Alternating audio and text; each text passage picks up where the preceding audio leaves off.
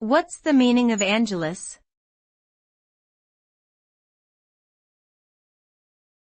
Angelus.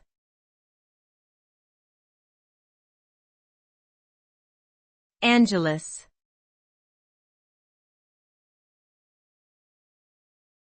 Angelus.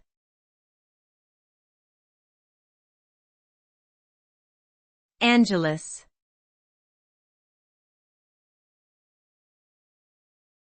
Angelus.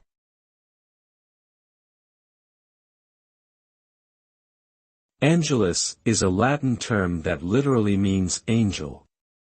In Christianity, it refers to a Catholic devotion that involves the ringing of church bells and the recitation of prayers in honor of the incarnation of Jesus Christ.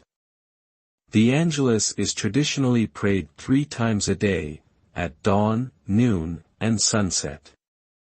It consists of 3 Hail Marys, a short verse, and a response. This devotion serves as a reminder for Catholics to pause and reflect on the significance of the Incarnation and to seek God's blessings and guidance throughout the day.